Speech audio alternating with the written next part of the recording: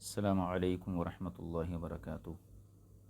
جامعہ انواریہ حیدرآباد باب العلم انواریہ educational society کی جانب سے تفسیرات احمدیہ کے درس کا سلسلہ جاری ہے۔ آج ہم مسئلہ نمبر 30 یعنی عدت کے بعد نکاح کا بیان، عدت گزرنے کے بعد نکاح کا بیان، اس مسئلے کی وضاحت دیکھیں گے۔ صاحب کتاب نے مسئلے کا جو عنوان قائم کیا ہے، مندرجہ ذیل آیت کریمہ سے اس عنوان کو کشید کیا گیا ہے، اخذ کیا گیا ہے، لیا گیا ہے۔ آیت کریمہ کی تلاوت کر لیجیے۔ اعوذ باللہ من الشیطان الرجیم، بسم اللہ الرحمن الرحیم۔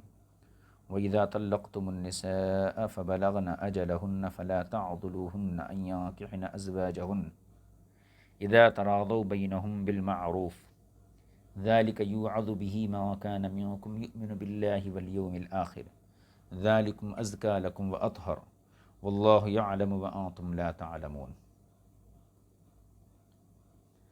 یہ آیت کریمہ ہو گئی، اس کا ترجمہ دیکھ لیجئے۔ اور جب تم عورتوں کو طلاق دے دو، فَبَلَغْنَ أَجَلَهُنَّ، پھر وہ اپنی عدت مکمل کر چکیں۔ پیچھے کی آیت میں کیا ترجمہ کیا گیا تھا؟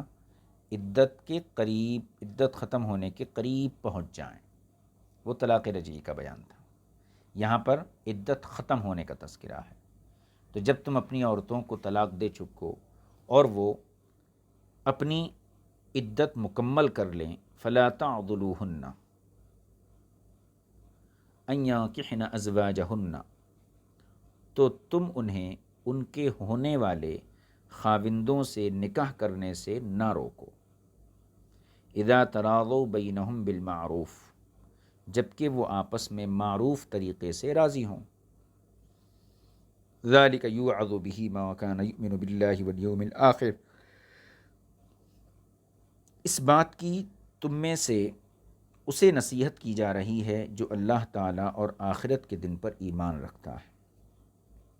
ذالکم ازکیٰ لکم واطہر، اور یہ تمہارے حق میں بہت ستھری اور پاکیزہ بات ہے، اور اللہ جانتا ہے اور تم نہیں جانتے۔ یہ ہو گیا آیت کریمہ کا مرادی معنی۔ اب اس کی تفسیر کی طرف توجہ کیجیے۔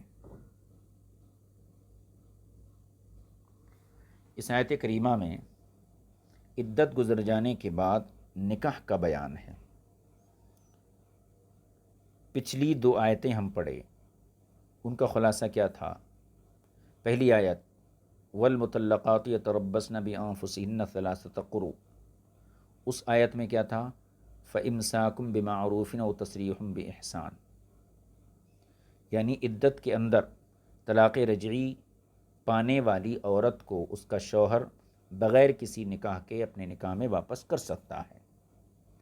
پھر دوسرے درجے میں وَإِذَا طَلَّقْتُمُ النِّسَاءَ فَبَلَغْنَ أَجَلَهُنَّ، اس سے پچھلے سبق میں جو آیت ہم پڑھے تھے تو اس کا مفہوم کیا تھا کہ طلاق رجعی کی صورت میں جب عورتیں عدت مکمل کرنے کے قریب پہنچ جائیں، فَأَمْسِكُوهُنَّ بِمَعْرُوفٍ، تو انہیں معروف طریقے سے روک لو۔ اب یہاں پر کیا ہے؟ عدت گزر جانے کے بعد نکاح کرنے کا بیان ہے، خواہ یہ نکاح پہلے خاوند کے ساتھ ہو یا کسی اور مرد کے ساتھ ہو۔ کیوں؟ کیونکہ یہاں اس آیت میں فَبَلَغْنَ أَجَلَهُنَّ اپنے حقیقی معنی پر ہے، پچھلی آیت میں حقیقی معنی پر نہیں تھا بلکہ اخیر مدت پر محمول کیا گیا تھا، مدت کے آخری اجزاء پر، مدت کے آخری حصے پر، اور یہاں پر اجل اپنے حقیقی معنی میں ہے، یعنی ان عورتوں کی عدت گزر جائے، کیونکہ اس آیت میں نکاح مذکور ہے اور نکاح عدت کے گزرنے کے بعد ہی ہوتا ہے۔ کیا ہے؟ فَبَلَغْنَ أَجَلَهُنَّ فَلَا تَعْضُلُوهُنَّ أَن يَنكِحْنَ أَزْوَاجَهُنَّ، تو یہاں پر اجل کے بعد نکاح کا تذکرہ ہے، اور ظاہر سی بات ہے نکاح عدت گزر جانے کے بعد ہی ہوتا ہے۔ عدت کے دوران تو نکاح کی گفتگو بھی نہیں ہو سکتی، پیغام رسانی کا سلسلہ بھی نہیں ہو سکتا، تو یہاں رجوع ذکر نہیں ہے جیسا کہ پچھلی آیت میں تھا، تاکہ اس رجوع کی خاطر معنی کو درست کرنے کے لیے فَبَلَغْنَ أَجَلَهُنَّ کا معنی عدت گزرنے کے قریب ہونا کیا جائے۔ اس میں چند توجیحات ہیں۔ اب ان توجیحات کی طرف توجہ دیجیے۔ پہلی توجیہ اول، اس سے یہ مفہوم حاصل ہوتا ہے، یہ معنی، یہ بات سمجھ میں آتی ہے کہ پہلے خاوند سے نکاح ہو سکتا ہے۔ وہ اس طرح کہ قول باری تعالیٰ فلا تعضلوہن سے خطاب عورت کے اولیاء کو ہو، یعنی عورت کے جو سرپرست ہیں ان کو خطاب ہو، فلا تعضلوہن، کہ تم انہیں مت روکو۔ تم سے مراد کون؟ عورت کے سرپرست، کہ تم انہیں نہ روکو کہ وہ اپنے خاوندوں سے نکاح کریں۔ اور یہ اس لیے کہ مروی ہے کہ یہ آیت حضرت معقل بن یسار رضی اللہ تعالی عنہ کے بارے میں نازل ہوئی تھی۔ واقعہ یہ ہوا کہ ان کی ہمشیر حضرت عبداللہ بن عاصم، ان کی ہمشیرہ حضرت عبداللہ بن عاصم رضی اللہ تعالی عنہ کے نکاح میں تھی۔ پھر انہوں نے اسے طلاق دے دی۔ جب عدت مکمل ہو گئی تو انہوں نے ارادہ کیا کہ اسی عورت سے دوبارہ شادی کریں، اور معقل بن یسار رضی اللہ تعالیٰ عنہ کہا کرتے تھے، خدا کی قسم میں اپنی ہمشیرہ کی تم سے دوبارہ شادی نہیں کروں گا، کیونکہ تم نے اس سے پہلے شادی کی اور تمہاری اس سے موافقت نہ ہو سکی، یعنی اچھی طریقے سے تم زندگی بسر نہیں کر سکے دونوں لوگ۔ اور ایک روایت کے مطابق کہا گیا ہے کہ آیت مذکور جو اوپر آیت ہم پڑھ رہے ہیں ابھی، یہ حضرت جابر ابن عبداللہ رضی اللہ تعالیٰ عنہما کے متعلق نازل ہوئی تھی، جب انہوں نے اپنی چچازاد بہن کو نکاح کرنے سے روکا۔ کشاف میں اسے بیان کیا گیا ہے۔ بہرحال ان تمام روایات کو مد نظر رکھ کر معنی یہ ہوگا کہ جب تم عورتوں کو طلاق دو، پھر طلاق کے بعد ان کی عدت مکمل ہو جائے، تو اے اولیاء عورت، یعنی اے عورتوں کے سرپرستوں، تم انہیں ان کے خاوندوں کی طرف واپس جانے سے نہ روکو جو ان کے پہلے خاوند تھے۔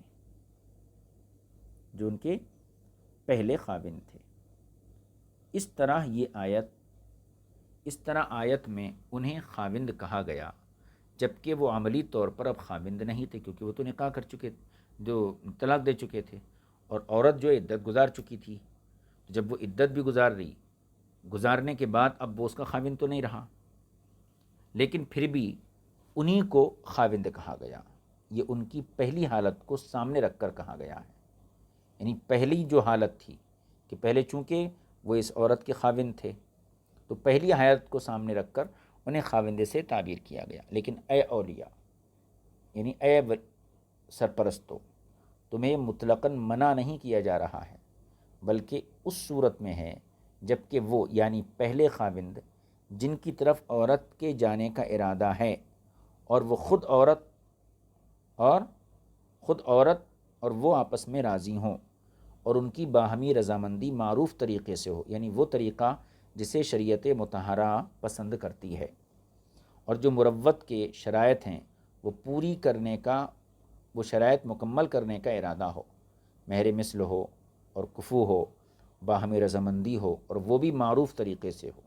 اس کی شرط اس لیے رکھی گئی کہ اگر وہ آپس میں مہر مثل یا کفو پر راضی نہ ہوں تو اس صورت میں اولیاء کو اعتراض کرنے اور منع کرنے کا حق ہے، کیونکہ اس صورت میں شرائط فوت ہو رہی ہیں۔ لیکن اس معنی کو حاصل کرنے کے لیے اور اس توجیہ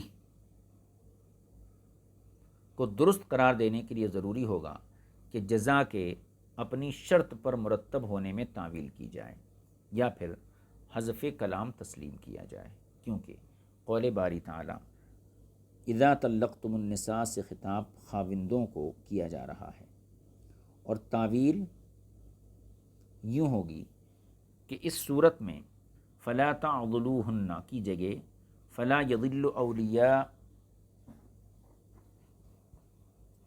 اہن چاہیے تھا۔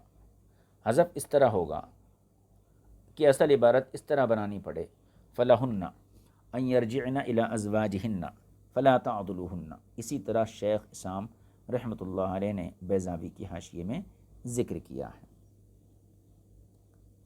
یہ ایک توجیہ تھی۔ اب دوسری توجیہ دیکھیے، دوسری توجیہ اسی آیت کی توجیہ دوم۔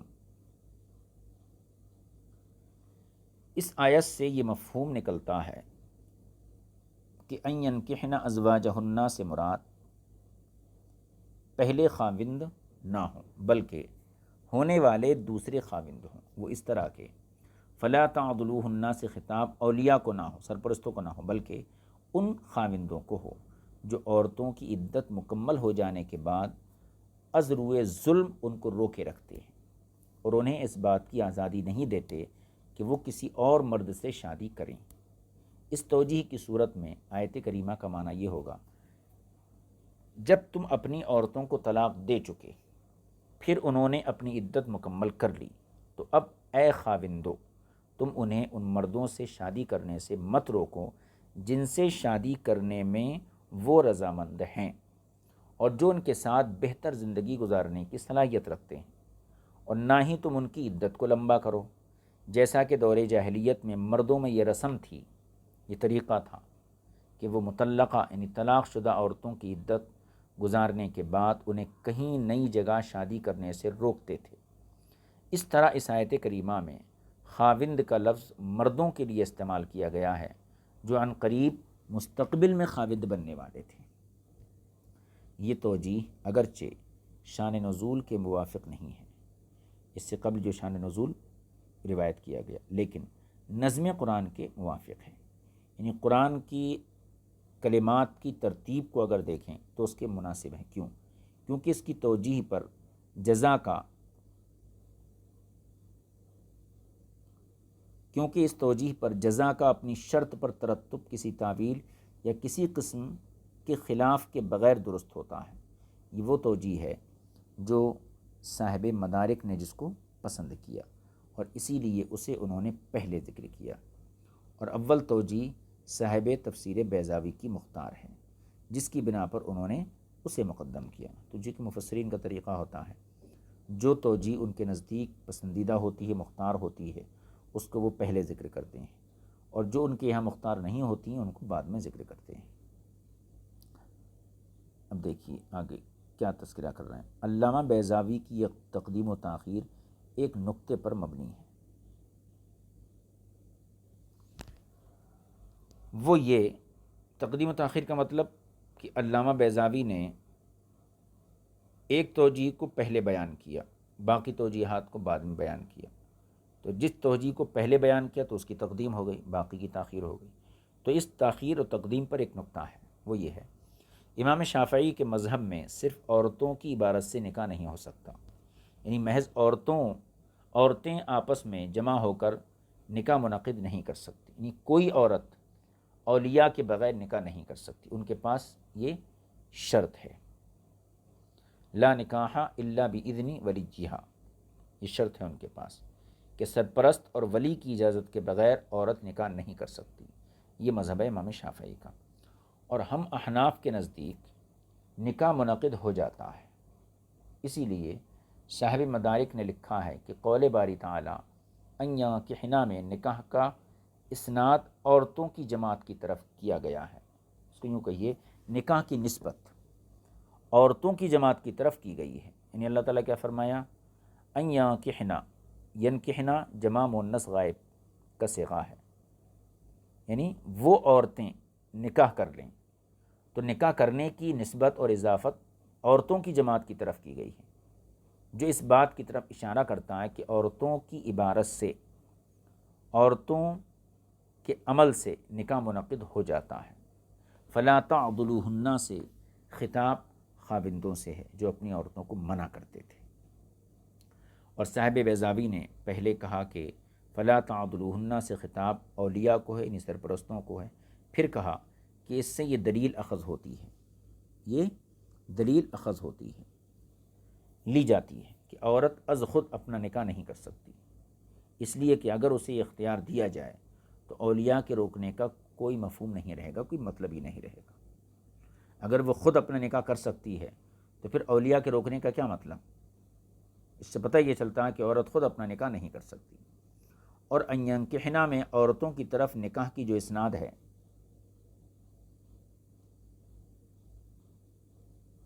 ان ینکحنا میں عورتوں کی طرف نکاح کی جو اسناد ہے، ہمارے موقف کے، ہمارے مسلک کے معارض نہیں۔ کیوں؟ کیونکہ اولیاء کے نکاح کرتے وقت بھی عورت کی اجازت ضروری ہے۔